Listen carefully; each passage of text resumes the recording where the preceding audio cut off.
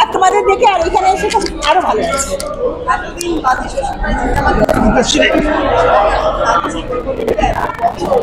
এত বছর, 25টা বছর কিন্তু 365 দিন, তারপরে কি লিপিয়ার কত কি গেছে এসছে।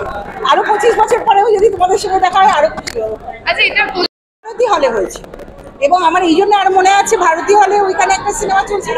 আর এই বিজলিতে তখন চিরঞ্জিত দার বসতির মেয়ে রাধা চলছিল, আর ওইখানে চলছিল শ্বশুরবাড়ি জিন্দাবাদ। মানে দুটোতেই আমি কাজ করেছিলাম আর কি, সৌভাগ্য হয়েছিল।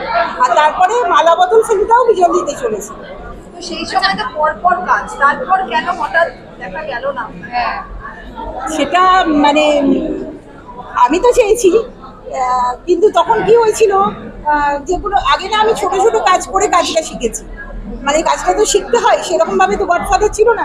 কিন্তু এই শ্বশুরবাড়ি জিন্দাবাদ ফিল্মটা যখন কাজ করি, তখন মানে যখন ডাবিং ওভার হয়ে যায়, সব ওভার হয়ে যায়, তখন কেউ একজন আমাকে ওইখানে প্রোডাকশনে বলেছিল, তুমি কিন্তু তোমার জন্য কাজটা পাওনি, এটা কিন্তু বুম্বাদা তোমাকে রেকমেন্ড করেছে। হ্যাঁ, তারপরে তো সব অ্যাসিস্ট্যান্ট ডিরেক্টর, স্ক্রিপ্ট রাইটার সবাই আছে এর মধ্যে, প্রতিজন ক্যামেরার বিহাইন্ড ফ্রন্ট সবাই আছে।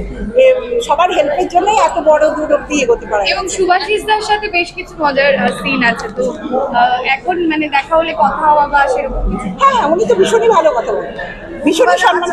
এই ছবিটার জন্য বুম্বাদা বললেন আপনাকে? হ্যাঁ, এটা আমি শুনেছিলাম। এরপর মানে বুম্বাদার সঙ্গে যোগাযোগ করেনি যখন কাজ আসছে না তখন? না, কাজ আসছিল না। মানে অ্যাকচুয়ালি বুম্বাদাকে দেখলেই আমি বলতাম, আমার বুম্বাদা নাকি বলতেন এবং ঋতুপর্ণাও বলতেন। এবং এরকমও শুনেছি যে কোনো কারণে, যাই হোক আমার যাই হোক ইউনিভার্স চাইনি বলে হয়তো হয়নি, ভগবান চাইলে সব কিছু হয়, মানে সবাই সব চাইলে হয়। হ্যাঁ, আমি এমনি ঋতু ম্যামের যখন ভাবনা আজকাল প্রথম প্রোডাকশন হয়, তো সেই ফিল্মেও মানে একজন প্রোডাকশন কন্ট্রোলার আমাকে বলছে, ঋতুদি আপনাকে করছে, যদি কাজটা হয় জানবেন ঋতুদিই দিয়েছে, ছোট কাজ তুমি কি করবে? আমি বললাম ছোট হোক বড় কথা না, কাজটা আমার কাছে কাজ। মানে সেটা যদি একদিনের জন্য হয়, 1 মিনিটের জন্য হয়, আমি যেন বেস্টটা দিতে পারি, এইটাই হলো কথা। কি মনে হয় যে এত কাজ দিয়েছেন, ইন্ডাস্ট্রি কি ভুলে যায়? না, ইন্ডাস্ট্রি ভুলে গেলে তাহলে তো আজকেও ভুলে যেত। মানে যে কোনো কারণে জানি না, আমার অব্দি কান অব্দি পৌঁছয়নি।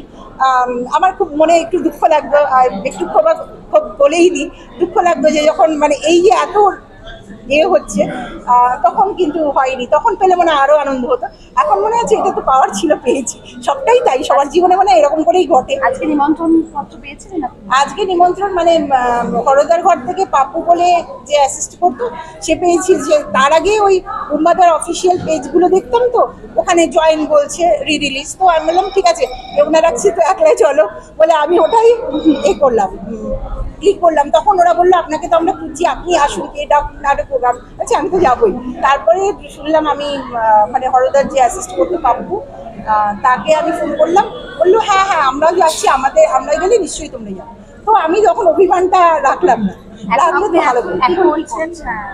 এখন এই শর্ট ফিল্মগুলো করছি, আর সিরিয়ালে আসতে ইচ্ছে হয়, কিন্তু ওটা একটু মানে প্র্যাকটিস হলে আবার কাজ তো ভুলিনি, আর কিছু না কিছু তো করছি। আর ফিল্মে পেলে তো আরো ভালো হয়। তবে আমি আমার দর্শক এবং আমাকে যারা ভালোবাসে, এবং সবাইকেই ভালোবাসে তারা, আমি তো খুব খুশি হবো যদি আমার ছোট ছোট কাজও আসে, মানে 1 মিনিটেরও কাজ হয়, সেটা যদি ইম্পর্টেন্ট হয়, সেটাই আমার কাছে। আচ্ছা, লাস্ট অভিনয় কত সাল আগে করেছি? এটা আমি বড় পর্দায় যা গেছি, কিন্তু ছোট পর্দায় তো 2022-এও কাজ করেছি।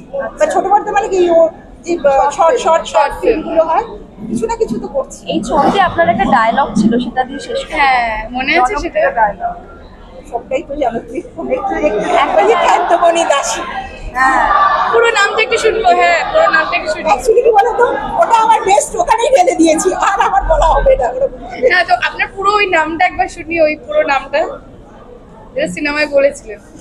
আমার লাস্টে মনে আছে অবলাওয়ালা খ্যান্তমণি দাসী, তখন ওই সুভাষিস দায় বলে দাসীর লগে খাসি, এইটাই মনে আছে। আমি এত মন দিয়ে ওখানে করেছি না, তারপরে আর আমি যখন দেখি মানে তোমাদের মতো দর্শক হিসেবেই দেখি, তখন আমার মনে হয় এটা কি আমি করেছিলাম। এখন বললাম দিদি আপনার পুরো নামটা? আমার পুরো নাম অঞ্জনা সাহা, কিন্তু আমাকে ওই খেন্তি বলেই ডাকে, আবার মালা বদলে পম্পম বলেই ডাকে, কেউ অঞ্জনা বলে ডাকে না। আমি যে কোনো কারণে দক্ষিণেশ্বরে একবার বেড়াতে গেছি, মানে এটা মজার কথা বলি, আমি টয়লেটে যাচ্ছি খুব জোর যে কোনো কারণে, এবার একজন মহিলা আরেকজনকে চান করে হয় না শাড়ি পরাচ্ছে, তো বলছে এই খেলতে এসছি কে খেলতি এই এবার আমি গেছি, আমি না এত ওভারওয়েলড হয়ে গেছি, আমি না বেরিয়ে এসে বলছি দেখো তোমরা এত খেলতি বলছো, আগে তোমাদের সঙ্গে দেখা না করে আমি যেতে পারছি।